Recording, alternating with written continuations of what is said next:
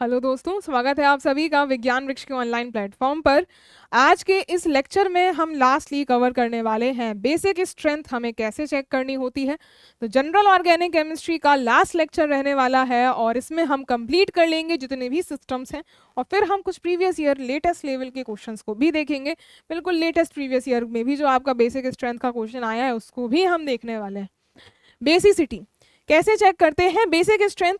हमें दो तरीके के सिस्टम्स में इन जनरल ऑब्जर्व होती है। एक तो न्यूट्रल सिस्टम्स भी होते हैं जिसमें लोन पेयर्स होंगे, दूसरे होते हैं जिसमें नेगेटिव चार्ज होता है।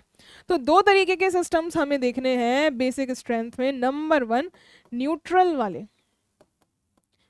वाले जिसमें लोन पेयर्स होंगे, और दूसरे जिस पे नेगेटिव चार्ज होता है, भाई उसको तो हम कह ही देते हैं ये तो डोनेट ही करेगा।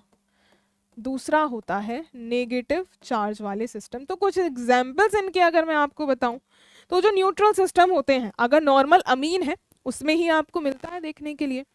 तो जैसे ये NH2 है जिसपे लोन पेयर्स होते हैं, और क्या है इसी में ही आप देखो N जिसपे पिरिडीन है, ये रहा लोन पेयर। ऐसे ही तो सिस्टम्स होंगे ना। और क्या सिस्टम आपको देखने के लिए मिल सकता है इसी में ही? अगर मान लीजिए NMe2 है, ये भी तो लोन पेयर है, ये भी बेस होगा। अगर नेगेटिव चार्ज की बात कर रहे हैं तो इसमें तो हमें CH2 पे माइनस है, ये भी बेस होगा। फिर उसके अलावा अगर NH पे माइनस है, ये भी बेस होगा। और इसी तरीके से O पर माइनस है, ये भी बेस होगा। फ्लोरीन पे माइनस है तो फ्लोरीन की तो खैर अभी बात नहीं करते हैं। ये सारे बेसिस की कैटेगरी में लाई करते हैं with negative charge entity in them. तो इन दोनों को ही अगर हम समझें कैसे सिस्टम्स की हमें बेसिसिटी समझनी है, तो ये तो चलो टाइप्स ऑफ सिस्टम्स हो गए। जो मेन है कि फैक्टर्स अफेक्टिंग बेसिक स्ट्रेंथ, तो सारे कुछ 4-5 फैक्टर्स होते हैं, सारे फैक्टर्स के हम इफेक्ट समझेंगे। तो next we are going to discuss factors affecting basic strength. Factors affecting basic strength, सारे फैक्टर्स हम देखेंगे एक एक करके। हाइब्रिडाइजेशन से स्टार्ट करते हैं। Number one, hybridization number one. फिर उसके बाद रेजोनेंस का इफेक्ट देखेंगे, फिर एरोमेटिसिटी का इफेक्ट देखेंगे, फिर इंडक्टिव का भी इफेक्ट देखेंगे, और उसके अलावा रिंग के साइज का क्या फर्क पड़ता है उसका भी हम फर्क देखने वाले हैं। तो हाइब्रिडाइजेशन मेनली हमने जैसे एसिडिक कैरेक्टर में पढ़ी थी उसका जस्ट उल्टा इम्पैक्ट यहाँ पे होने वाला है। तो हाइब्रिडाइजेशन देखो हमें पता है 3 तरीके की होती है, एक sp3 और एक sp2 और एक होती है sp सिस्टम। यहाँ पे 25% s कैरेक्टर, इधर पे 33.3% s कैरेक्टर, और यहाँ पे होता है 50% s कैरेक्टर। हमने इन जनरल बात जो पढ़ी थी ये हमने ऑलरेडी देख लिया था कि जो इलेक्ट्रोनेगेटिविटी होती है ये डायरेक्टली प्रोपोर्शनल होती है परसेंटेज s कैरेक्टर के। लेकिन जो बेसिक स्ट्रेंथ है, बेसिसिटी क्या है? बेसिसिटी है क्या? ये तो टेंडेंसी टू डोनेट होती है, कितने ज्यादा दे सकता है। जितना ज्यादा इलेक्ट्रोनेगेटिव एटम है वो अट्रैक्ट ज्यादा करता है, डोनेट कम करता है। तो उल्टा हो जाएगा यहाँ पे, basicity is inversely proportional to electronegativity. ये इलेक्ट्रोनेगेटिविटी के इनवर्सली प्रोपोर्शनल, और इलेक्ट्रोनेगेटिविटी परसेंटेज है इसके डायरेक्टली रिलेटेड थी, तो यही इनवर्सली रिलेटेड हो जाता है परसेंटेज एस कैरेक्टर के भी। तो बेसिक स्ट्रेंथ इनवर्सली प्रोपोर्शनल होती है इलेक्ट्रोनेगेटिविटी के भी, और इनवर्स होती है परसेंटेज एस कैरेक्टर के भी। और यही है इफेक्ट ऑफ हाइब्रिडाइजेशन। कैसे इस इफेक्ट को आप अप्लाई कर रहे हो? इफेक्ट को अप्लाई करेंगे तो यहाँ से इस बात से हम ये साफ देख सकते हैं, अगर इलेक्ट्रोनेगेटिविटी देखी सबसे ज्यादा होती है sp वाले की, फिर sp3 की, उल्टा हो जाएगा इसका बेसिक कैरेक्टर का ऑर्डर। तो लास्टली हम लिखेंगे बेसिसिटी। अगर हमें बतानी है कोई भी सिस्टम अगर हमारा sp3 होगा वो मोस्ट बेसिक होगा, फिर sp2 वाला होगा, और लीस्ट बेसिक हो जाएगा sp वाला। बिल्कुल जस्ट उल्टा ट्रेंड चलेगा जो हमारा एसिडिक में चलता था, बिल्कुल जस्ट उल्टा ही होने वाला है। एसिडिटी में आपने जस्ट इसका रिवर्स ऑर्डर देखा था। तो ये रही हमारी बेसिक स्ट्रेंथ, ऐसे वर्क करती है। क्वेश्चन इसके बेसिस पे देखना चाहेंगे, देख लीजिए। वैसे ही सिंपल है, बिल्कुल सिंपल है, एक क्वेश्चन से ये बात बन जाएगी।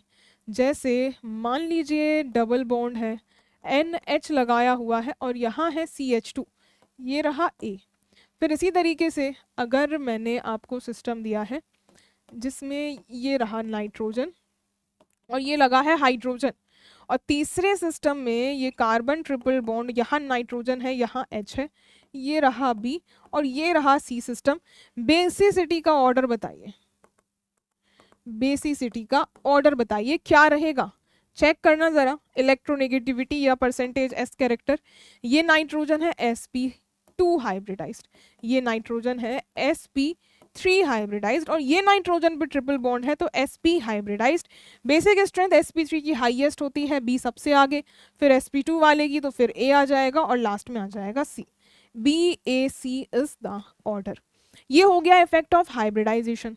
दूसरा इफेक्ट क्या है, क्वेश्चन है नंबर, हमने क्या नाम दिया था इसे, नंबर 1। हाइब्रिडाइजेशन का दूसरा इफेक्ट होने वाला है रेजोनेंस का, रेजोनेंस या मीजोमेरिक। तो रेजोनेंस करता क्या है, लोन पेयर ही है जो यहाँ पे डोनेट कर रहे हैं, तो रेजोनेंस क्या करता है, डिलोकलाइजेशन करता है। तो कभी भी रेजोनेंस का याद रखना, कभी भी अगर लोकलाइज्ड लोन पेयर होंगे वो ज्यादा बेसिक होंगे as compared to delocalized lone pair due to resonance.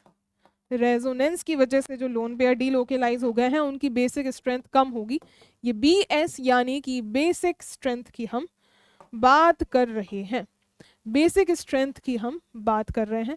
तो ये फर्क पड़ता है डीलोकलाइजेशन का बेस्ड ऑन रेजोनेंस। करें एक क्वेश्चन इसके बेसिस पे, समझ जाएंगे आप। क्वेश्चन कहता है कि ये है हमारा प्यारा एनिलीन और दूसरा है हमारा प्यारा पिरिडीन और तीसरा है नॉर्मल ही आपका सिस्टम जहां नाइट्रोजन है और ये सिस्टम है, ये C हो गया, ये B हो गया और ये हो गया A। बताना जरा बेसिक स्ट्रेंथ का ऑर्डर, खुद सोचो जरा पहले पॉज करके वीडियो को। अब यहाँ से जब सोचोगे तो ये पता है नाइट्रोजन के जो लोन पेयर्स हैं ये हैं डीलोकलाइज्ड, डीलोकलाइज्ड है तो नाइट्रोजन sp2 होगा, लेकिन लोन पेयर्स हैं डीलोकलाइज्ड, बेसिक स्ट्रेंथ कम हो जाएगी। उसके बाद ये नाइट्रोजन के जो लोन पेयर हैं ये लोकलाइज्ड है, नाइट्रोजन है तो पर sp2 ही, ये लोन पेयर्स भी हमारे लोकलाइज्ड हैं ऑन sp3 सेंटर, लोकलाइज्ड भी है sp3 भी है, मोस्ट बेसिक होगा C वाला। अब इन दोनों में से sp2 ही है लेकिन जो लोकलाइज्ड है that will be more basic. फिर उसके बाद आ जाएगा लास्ट में A ऑप्शन। ऐसा होता है basic strength based on resonance. तीसरा फैक्टर मैंने आपको बोला था रेजोनेंस के बाद number 3 is aromatic nature, aromaticity. Aromaticity का क्या फर्क पड़ेगा, तो इसमें एक ऑर्डर ध्यान रखना, जो हम बेसिक स्ट्रेंथ की बात कर रहे हैं तो ये तो भाई ठीक है कि लोकलाइज्ड जो लोन पेयर होंगे वो तो मोस्ट बेसिक होने वाले हैं। उसके बाद हमने देखा था डीलोकलाइज्ड लोन पेयर होते हैं रेजोनेंस वाले, लेकिन अगर यही जो लोन पेयर हैं वो डीलोकलाइज्ड हो जाए बेस्ड ऑन एरोमेटिक नेचर तो वो लीस्ट बेसिक होंगे, रेजोनेंस से भी ज्यादा। जो लोन पेयर्स आपके एरोमेटिसिटी में काउंट होते हैं वो सबसे लीस्ट बेसिक होते हैं क्योंकि वो सिस्टम को हाईली स्टेबल करते हैं। तो ये ट्रेंड होता है बेस्ड ऑन एरोमेटिसिटी, एरोमेटिक वाला लीस्ट बेसिक होता है बाकी सभी के कंपैरिजन में। क्वेश्चन इसमें अगर आपसे पूछा जाए तो वही आप सिंपली ले लीजिए एनिलीन, ये हमारा एनिलीन हो गया। फिर उसके बाद दूसरा अगर हम बात करें यहाँ पे पायरोल की, ये क्या है, ये है पायरोल। इनके कॉमन नेम याद रख लो ना भाई, ये एनिलीन है और क्या है जो आपको याद होने चाहिए, पायरोल हो गया और तीसरा हो जाएगा क्या, तीसरा आप लिख लो आपका प्यारा पिरिडीन, जो हमने लास्ट वाले क्वेश्चन में भी देखा था, ये है पिरिडीन। और ये मान लीजिए नॉर्मल एक CH3 CH2 और आपका नॉर्मल ही सिस्टम है, इसमें तो कुछ खास फर्क पड़ेगा नहीं। अब इनमें आपको एसिडिक स्ट्रेंथ बेसिक स्ट्रेंथ बतानी है। देखिए जरा, नाइट्रोजन का जो लोन पेयर है ये है डीलोकलाइज्ड बेस्ड ऑन रेजोनेंस। अगले केस में देखो नाइट्रोजन का जो लोन पेयर है ये भी डीलोकेलाइज्ड है, लेकिन इस सिस्टम को ये बना रहा है 6 पाई इलेक्ट्रॉन्स का एरोमेटिक। तो aromatic delocalisation least basic nature में काउंट होता है। उसके बाद यही नाइट्रोजन का लोन पेयर जो है वो लोकेलाइज्ड है, लेकिन सेंटर sp2 है। लास्ट वाले में नाइट्रोजन का सेंटर जो है वो sp3 हाइब्रिडाइज्ड है और वो भी लोकेलाइज्ड है। तो मोस्ट बेसिक कौन सा होगा? sp3 लोकेलाइज्ड, तो डी वाला तो सबसे ज्यादा होगा। पीछे सबसे कौन से आने वाला है? एरोमेटिसिटी की वजह से जो डीलोकेलाइज्ड हो रहा है, दैट मीन्स बी। बीच में से जो डीलोकेलाइज्ड रेजोनेंस की वजह से है वो आ जाएगा, फिर उसके बीच में आ जाएगा C, pyridine. This will be the order. तो ऐसे हमें रेजोनेंस के डीलोकेलाइजेशन और एरोमेटिक के डीलोकेलाइजेशन का इफेक्ट देखना होता है। ये हो गया रेजोनेंस और एरोमेटिसिटी की वजह से। अब 4th नंबर पे हम देखेंगे इफेक्ट इंडक्टिव वाला, इंडक्टिव इफेक्ट। इंडक्टिव इफेक्ट क्या करता है भाई? प्लस आई या माइनस आई लगाएगा, सिग्मा बॉन्ड के थ्रू इलेक्ट्रॉन्स को वो डोनेट कर रहा होगा। तो बेसिक कैरेक्टर है भाई इलेक्ट्रॉन्स की डोनेट करने की टेंडेंसी है, तो प्लस आई जितना ज्यादा डोनेट करेगा बेसिक स्ट्रेंथ बढ़ जाएगी। तो यहाँ पर बेसिसिटी जो होती है ये डायरेक्टली प्रोपोर्शनल होती है प्लस आई के इनवर्स होती है माइनस आई इफेक्ट के, माइनस आई इफेक्ट के इनवर्सली रिलेटेड होती है। Based on this if we form a question, तो मान लीजिए यहाँ NH2 है, यहाँ है CH2, इधर पे है CH2, इधर पे है CH3, इधर पे है CH3 और इधर पे भी है CH3। इसको चाहो तो सिंपली ऐसे भी बना सकते थे, सिंपली इसको हम ऐसे भी बना सकते हैं। ओहो, ये NH2 है, इसके बगल में एक CH2, बगल में CH2 और इससे 3 मिथाइल्स जुड़े हुए हैं, ये A हो गया। B देखिए यही है NH2, इसमें जोड़ दें हम एक फ्लोरीन ग्रुप। फिर C ऑप्शन में क्या करें? NH2 है, इसके बगल से ये ग्रुप्स लगा दिए हमने, इधर पे जोड़ दें हम फ्लोरीन ग्रुप। और एक और भी बना सकते हो जिसमें क्या करो, NH2 बनाओ, 1 2 3। ये रहे 4 ऑप्शंस, इनमें आपको बेसिक स्ट्रेंथ के ऑर्डर पे अरेंज करना है। BS यानी कि बेसिक स्ट्रेंथ जरा बताना मुझे क्या होगी। अब जितना ज्यादा डोनेट करने वाला होगा उतना ही बेहतर हमारे पास प्लस आई लगेगा। और एक क्वेश्चन में मैंने लास्ट लेक्चर में बताया था दैट प्लस आई जो है ये डायरेक्टली प्रोपोर्शनल होता है ब्रांचिंग के। ब्रांचिंग जितनी ज्यादा हो रही होगी प्लस आई उतना ज्यादा हो रहा होगा। यहाँ तो फ्लोरीन की वजह से भाई आपको समझ में आ गया होगा, कुछ ना कुछ यहाँ पे माइनस आई लगेगा, ये सिस्टम को अनस्टेबल ही करने वाले। बाकी यहाँ पे 1 2 3 मिथाइल का स्टेबलाइजेशन है, यहाँ पे 1 2 3 4 5 मिथाइल है और उसके ऊपर ब्रांचिंग भी ज्यादा है, हाईएस्ट प्लस आई होगा, सबसे ज्यादा प्लस आई। और यहाँ पे भी प्लस आई लगेगा भर के, लेकिन पहले वाले से थोड़ा कम। तो basic strength highest will be for A option, फिर उसके बाद डी ऑप्शन की। देन इसके बाद इन दोनों में से फ्लोरीन जितना ज्यादा पास होगा उतने ज्यादा इलेक्ट्रॉन्स खींचेगा, उतना ही लेस बेसिक होगा वो। तो ए आया था, डी आया था, जितना पास फ्लोरीन उतना वीक बेस होगा, तो बी लास्ट में होगा और सी बीच में होगा। ये बन जाएगा हमारा बेसिक स्ट्रेंथ का ऑर्डर। यहाँ पे इंडक्टिव इफेक्ट हमने अप्लाई किया है, ये हो गया हमारा 4th इफेक्ट इंडक्टिव वाला। अब हम बात करते हैं रिंग साइज की। नेक्स्ट देखो भाई, effect of ring size number 5, ring size. अब इसमें हम देखेंगे रिंग साइज में नाइट्रोजन को ही एज अ डोनर लेना पड़ेगा, नाइट्रोजन को ही डोनर लेंगे। ये रहा भाई नाइट्रोजन और ये H, 4 मेंबर का सिस्टम लो, ये रहा NH। फिर लीजिए भाई 5 मेंबर का सिस्टम NH, फिर है 6 मेंबर का सिस्टम NH। अब हो क्या रहा है, वही सेम फंडा लगाओगे लेफ्ट टू राइट जाने में, लेफ्ट टू राइट जाने में रिंग का साइज इंक्रीज हो रहा है। तो जो इनर बॉन्ड एंगल है, इनर बॉन्ड एंगल थीटा, वो इंक्रीज हो रहा है। तो इस हिसाब से जो आउटर बॉन्ड एंगल होगा, आउटर बॉन्ड एंगल वो तो घट रहा होगा, आउटर बॉन्ड एंगल घट रहा होगा, लेकिन इधर पे हाँ आउटर बॉन्ड एंगल घटेगा तो परसेंटेज एस कैरेक्टर भी जो है वो डिक्रीज करेगा, और बेसिक स्ट्रेंथ जो है वो इन्वर्सली रिलेटेड है परसेंटेज एस के। दैट मीन्स जो बेसिसिटी रही होगी इस पर्टिकुलर केस में वो लेफ्ट टू राइट जाने पे बढ़ रही होगी।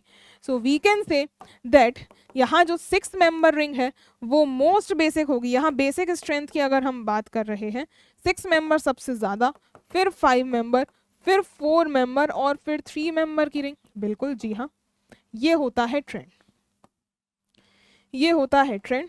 लेकिन आपको इतने ही प्यार से इसको लिखा है और इसमें फिर आपको मारना है काटा, क्योंकि ये एक्सपेक्टेड ज़रूर होता है। ये है हमारा एक्सपेक्टेड ट्रेंड, और जो एक्चुअल ट्रेंड होता है वो तो फिर अलग ही है। जो एक्चुअल ट्रेंड है वो क्या होगा भाई, सब जगह ट्रेंड फॉलो होता है, लेकिन 5 मेंबर सबसे ज़्यादा, फिर 6 मेंबर, फिर 4 मेंबर, फिर होती है 3 मेंबर की रिंग। पूरे ट्रेंड में जस्ट ये क्या हुआ कि 5 मेंबर की आगे आ गई और 6 मेंबर की पीछे चली गई। तो ऐसा हुआ क्यों, इसका रीज़न देख लो। इसका रीज़न होता है क्या, इधर पे ही देख लेते हैं साइड में। अब जैसे ये जो 6 मेंबर की रिंग है कुछ वो साइक्लोहेक्सेन काइंड ऑफ एग्जिस्ट कर रही होगी, तो इसमें जो लोन पेयर है 6 मेंबर की रिंग है, साइकिल है, तो ये रिंग क्या करेगी, फ्लिप भी करेगी। ये रिंग क्या करेगी, ये रिंग जो है वो फ्लिपिंग भी दिखाएगी, और रिंग फ्लिपिंग होगी तो ये नाइट्रोजन नीचे आ जाएगा कुछ इस तरीके से।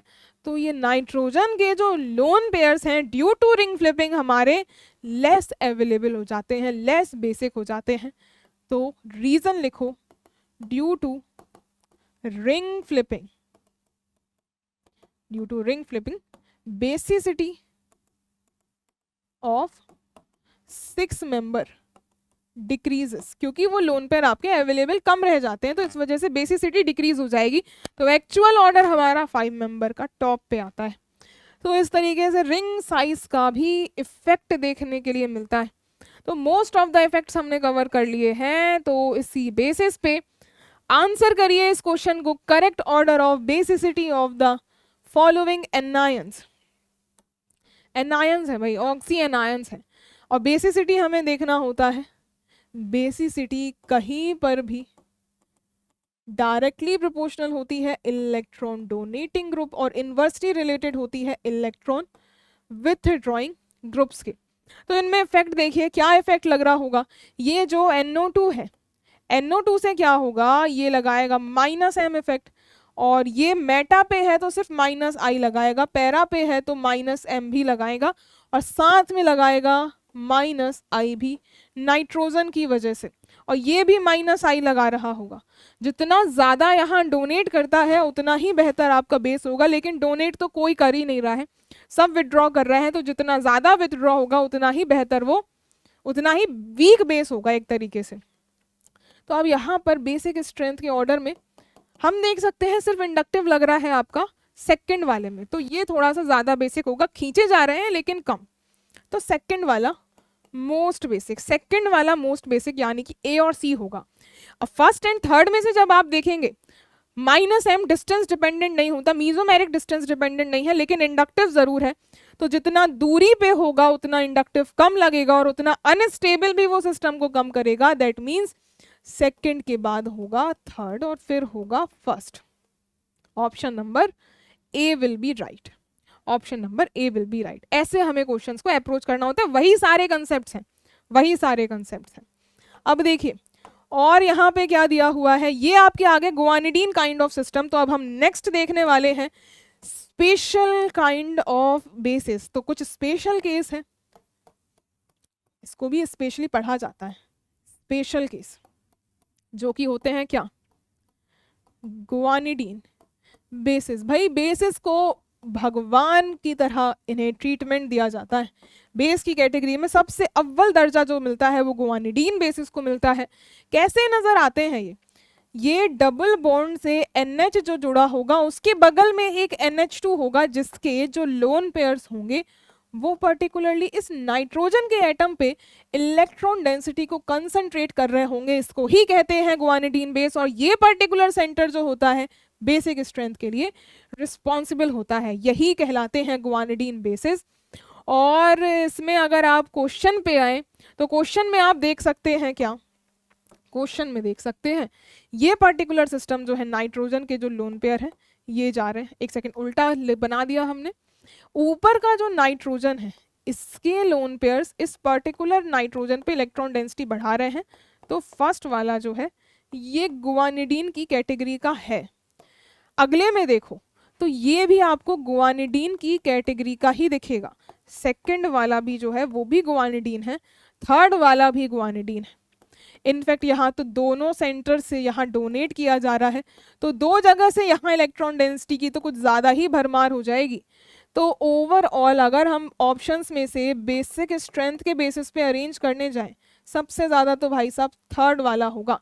अब इन दोनों में जो इक्वली आपका गुआनिडीन बेसिस का इफेक्ट लग रहा है तो कौन सा ज़्यादा कहोगे, कौन सा ज़्यादा कहेंगे? अब बगल वाले ग्रुप्स का इफेक्ट देखो, यहाँ सिर्फ आपको प्लस आई इफेक्ट देखने के लिए मिल रहा है, यहाँ सिर्फ प्लस आई इफेक्ट देखने को मिलेगा, लेकिन क्या इस पर्टिकुलर केस में ये जो लोन पेयर्स है ना इस डबल बॉन्ड से भी डीलोकेलाइज्ड है, तो थोड़ी सी इलेक्ट्रॉन डेंसिटी ये तो पूरा एक नाइट्रोजन पे दे रहा है, ये इस पर दे तो रहा है, गुआनिडीन तो है लेकिन थोड़ा सा दूसरी जगह पे भी डीलोकेलाइज्ड है, तो फिर होगा क्या, इसकी basic strength as compare to second थोड़ी सी कम हो जाएगी, फर्स्ट वाला थोड़ा कम होगा as compared to second one.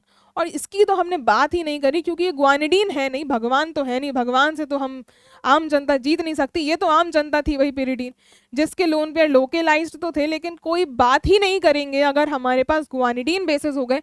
इसकी तो चर्चा आ गई भाई आखिरी में।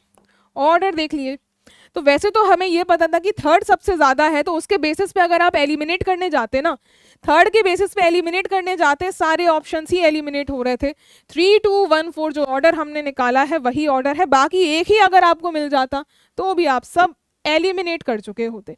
तो अच्छा क्वेश्चन है ये इस तरीके के गुआनिडीन सिस्टम के आपके बेसिस की कैटेगरी में क्वेश्चंस पूछे जाते हैं, क्वेश्चंस पूछे जाते हैं।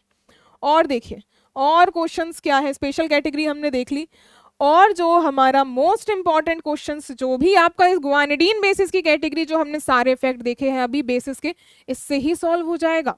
देखिए ये क्वेश्चन कहता है correct option of the pKa values of the following pair of compound. PKa निकालनी है, सीएसआईआर नेट दिसंबर 2024 का क्वेश्चन है, बिल्कुल ताज़ा क्वेश्चन है ये। अब यहाँ पे 1 और 2 और 3 और 4 को अलग अलग कंपेयर करना है, तो हमें 1 और 2 के बीच में कंपैरिजन करवाना पड़े, तो वही सिस्टम है जो हमने देखा, वही गुआनिडीन है, वही गुआनिडीन है। इस इलेक्ट्रॉन सेंटर पे इलेक्ट्रॉन डेंसिटी बढ़ रही है, इधर पे भी इलेक्ट्रॉन डेंसिटी बढ़ रही है, लेकिन जो डबल बॉन्ड इस जगह पे डीलोकेलाइजेशन क्रिएट कर रहा है वो दूसरी जगह भी कर रहा है। देखो हमने क्या कहा था लास्ट क्वेश्चन में, ये जो लोन पेयर है ये जो अच्छा ये उल्टा बना दिया हमने शायद यहाँ पे भी, एक सेकेंड इसको दोबारा से देखिए, हो क्या रहा है, ये नाइट्रोजन का लोन पेयर जाएगा इस सेंटर पे कंसंट्रेट होगा, ये नाइट्रोजन का लोन पेयर जाएगा इस सेंटर पे इलेक्ट्रॉन डेंसिटी को बढ़ा रहा होगा, ये भी इलेक्ट्रॉन डेंसिटी को यहाँ पे बढ़ा रहा होगा। दूसरा हमने क्या कहा था कि जिस लोन पेयर को आप दूसरी जगह पे भी डीलोकेलाइज कर रहे हो, ये लोन पेयर इस डबल बॉन्ड के थ्रू भी डीलोकेलाइज हो रहा है, तो यहाँ क्या है क्रॉस कॉन्जुगेशन, ठीक है। लेकिन अब ये जो डबल बॉन्ड है ये तो चलो अपने तक रुक गया आके, लेकिन यहाँ बेंजीन लगा दी, ये और फर्दर डीलोकेलाइज्ड है, तो यहाँ से और ज्यादा इलेक्ट्रॉन्स खींचेगा, यहाँ से और ज्यादा इलेक्ट्रॉन्स खींचेगा, तो पर्टिकुलरली इस नाइट्रोजन पे हमने कहा था जितना ज्यादा डीलोकेलाइजेशन होता है किसी सिस्टम में बेस्ड ऑन रेजोनेंस उसकी बेसिसिटी घट जाती है, तो रेजोनेंस ज्यादा है सेकेंड वाले में। वही इफेक्ट याद करो, हमने रेजोनेंस के इफेक्ट के बेसिस पे कहा था कि जो डीलोकेलाइजेशन अगर कहीं पर भी ज्यादा हो रहा होगा तो उस केस में बेसिक स्ट्रेंथ घट जाएगी, और इस हिसाब से 1 और 2 में ज्यादा डीलोकेलाइजेशन है, 2 में डीलोकेलाइजेशन ज्यादा है, बेसिक स्ट्रेंथ घट जाएगी, फर्स्ट वाला ज्यादा बेसिक होगा। ऑप्शंस काटोगे सी और डी तो कट ही जाएंगे। अब इसी फैक्टर के बेसिस पे इस क्वेश्चन को देखोगे वैसा ही सेम सिस्टम है, लेकिन अब आपको यहाँ पे एरोमेटिक स्टेबलाइजेशन दिख रहा है, वही आ गया आपका तीसरा फैक्टर एरोमेटिक वाला, यहाँ पे भी वही एरोमेटिक स्टेबलाइजेशन मिल रहा है, ये भी एरोमेटिक है, चलो दोनों भाई भाई हैं, लेकिन फिर वही कहानी, यहाँ पे और ज़्यादा डिलोकलाइजेशन लेस बेसिक हो जाएगा। तो डिलोकलाइजेशन के बेसिस पे थर्ड में और फोर्थ में थर्ड वाला ज़्यादा बेसिक, क्योंकि कम डिलोकलाइजेशन है, यहाँ ज़्यादा डिलोकलाइजेशन है। रेजोनेंस एरोमेटिक दोनों ही इफेक्ट लग रहे हैं, यहाँ एरोमेटिक इफेक्ट भी लग रहा है और रेजोनेंस की वजह से भी डिलोकलाइजेशन है, तो ये लीस्ट बेसिक हो जाएगा फोर्थ वाला। तो option number A is right, option number A is right. ऐसे चेक किया जाता है। ये हो गया हमारा बिल्कुल लेटेस्ट ताज़ा क्वेश्चन। अब जो एक लास्ट इफेक्ट यहाँ पे हमें पढ़ना होता है जीओसी में, that is steric inhibition in protonation. Lastly पढ़ेंगे हम steric inhibition in protonation, steric inhibition in protonation, जिसको कहा जाता है SIP इफेक्ट। SIP इफेक्ट इसको कहा जाता है। SIP इफेक्ट कहाँ होता है? इनको लगाया जाता है एनिलीन्स के केस में। जैसा इसका नाम है ना, वही मतलब है इसका, प्रोटोनेशन को रोक देना, इनहिबिट कर देना। तो मान लीजिए ये है एनिलीन, इन जनरल इसको हम एनिलीन पे ही देखते हैं, और इस पे आ रहा है कोई प्रोटॉन। जैसे SIR ऑर्थो इफेक्ट था, ये भी आपका ऑर्थो वाले ग्रुप्स पे ही इफेक्ट लगता है, ये भी ऑर्थो वाले ग्रुप्स पे ही इफेक्ट देखने के लिए हमें मिलता है। तो अगर मान लो इस ऑर्थो पोजीशन पे, इस एनिलीन की ऑर्थो पोजीशन पे ये जो G ग्रुप लगा हुआ है, ये जो ऑर्थो पोजीशन पे हमने G ग्रुप लगाया, जो SIR याद करो हमने स्टार्टिंग में पढ़े थे, स्टार्टिंग में जो SIR पढ़े थे उसी में SIR एक्टिव और इनएक्टिव ग्रुप्स लिखवाए थे मैंने। तो अगर उनमें से ये इनएक्टिव कैटेगरी वाला कोई ग्रुप है एनिलीन के बगल में, जैसे कि कौन सा हो सकता है, जैसे कि हमारे पास हाइड्रोजन की तो आइसोटोप्स की बात ही नहीं करेंगे, मान लो फ्लोरीन है, OH है, NH2 है, O पर माइनस है, साइनाइड है, ये अगर इनएक्टिव ग्रुप्स है ना इसके बगल में, जानी कि ये लेस बल्की ग्रुप्स जो हैं, अगर ये लेस बल्की ग्रुप्स प्रेजेंट हैं तो फिर ये एनिलीन का प्रोटोनेशन हो जाएगा ये G ग्रुप के प्रेजेंस में। लेकिन अगर ये एनिलीन जो है, ये जो एनिलीन है, ये जो बगल में G ग्रुप लगा है, अगर ये ग्रुप उन्हीं SIR में से जो हमने एक्टिव ग्रुप्स पढ़े थे, याद करो जो बल्कि ग्रुप्स थे हमने उन्हें SIR एक्टिव ग्रुप कहा था। अब प्रोटॉन डालो, अब अगर प्रोटॉन डालोगे ना, कोई रिएक्शन नहीं होगी और कोई प्रोटोनेशन नहीं होगा, नो प्रोटोनेशन। क्यों ऐसा हुआ भाई? बल्कि ग्रुप था उसके बगल में, उसने उस प्रोटॉन को आने ही नहीं दिया, और इसी इफेक्ट को कहते हैं SIP, steric inhibition in protonation of aniline. यही इफेक्ट लगता है। बेसिसिटी में इसका क्या फर्क पड़ता है ये देखो, अगर ये नाइट्रोजन जो है इसमें SIP लग रहा है, प्रोटॉन आ ही नहीं पा रहा है, तो नाइट्रोजन अपना जो इलेक्ट्रॉन डेंसिटी है, जो उसकी बेसिसिटी के लिए रिस्पॉन्सिबल है, वो उसको कॉन्ट्रीब्यूट ही नहीं कर पाएगा।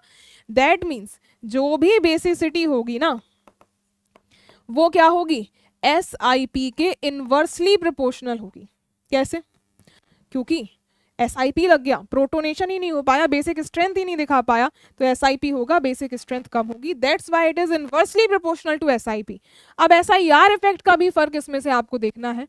SIR का क्या फर्क पड़ता है? अब SIR इफेक्ट को समझने के लिए मैं आपको यहाँ पे अगर बताऊं, तो जहां SIR लग रहा है, मान लीजिए कि ये रहा NME2 ग्रुप और इसके बगल में मान लीजिए CH3 लगा दिया मैंने। अब अगर SIR है तो ये दोनों ही ग्रुप हमने बल्कि लिए हैं, यहाँ पे SIR लग रहा है, स्टीरिक हिंड्रेंस लग रही है, जिसकी वजह से होगा क्या, इसमें जो नाइट्रोजन के लोन पेयर्स हैं, SIR की वजह से क्या होता है ना, जो रिंग है उसका रेजोनेंस ही तो ब्रेक होता है। रिंग का जो रेजोनेंस है ये तो ब्रेक हो जा रहा है ना, और रिंग का अगर रेजोनेंस ब्रेक हो गया है तो ये लोन पेयर अब रिंग में आएंगे ही नहीं। ये लोन पेयर अब रिंग में जो ऐसे डीलोकलाइज होते थे ना, घूमते फिरते, आएंगे ही नहीं। तो ये लोन पेयर क्या हो जाते हैं? लोकलाइज्ड हो जाएंगे और इसमें बेसिसिटी बढ़ जाएगी। तो SIR का क्या फर्क पड़ा? बेसिक स्ट्रेंथ का क्या फर्क पड़ेगा? अगर SIR है, लोकलाइजेशन आ जाएगा लोन पेयर का, तो ये ज्यादा बेसिक होंगे। तो SIR is directly proportional to basic strength. तो इन जनरल आप यहीं पर ही इसको एड ऑन कर लीजिए, इन जनरल इधर पे ही एड ऑन कर लो कि ये SIR के डायरेक्टली प्रोपोर्शनल होती है। या इसको ढंग से मैं लिखवा देती हूँ, ढंग से लिखवा लो भाई, जो बेसिसिटी है ये डायरेक्टली प्रोपोर्शनल है, कहीं पर भी SIR लग जाए, इनवर्सली प्रोपोर्शनल है अगर सिस्टम में SIP लग जाएगा। ये होता है ऑर्डर, ये होता है ऑर्डर। और यही था लास्ट इफेक्ट जो कि हमें देखना था, और हमने सारे कंसेप्ट्स जीओसी के कर लिए हैं कवर क्वेश्चन प्रैक्टिस के साथ। जितने भी लेटेस्ट प्रीवियस ईयर थे, पुराने प्रीवियस ईयर थे, जैसे भी क्वेश्चंस बनते आए हैं तो हमने सारे सॉल्व करके देख लिए हैं। जितने कंसेप्ट्स आपने पढ़े हैं they are more than sufficient कि आप जीओसी के क्वेश्चंस को नेट गेट हो, चाहे IIT जैम हो, चाहे आप असिस्टेंट प्रोफेसर की तैयारी कर रहे हो, these all lectures are more than enough for you. तो आई होप आपको जीओसी पूरी की पूरी अच्छे से समझ में आई होगी, और जो भी बेस्ट पार्ट लगेगा आपको वीडियो में तो आप कमेंट करके ज़रूर बताइएगा। Thank you so much.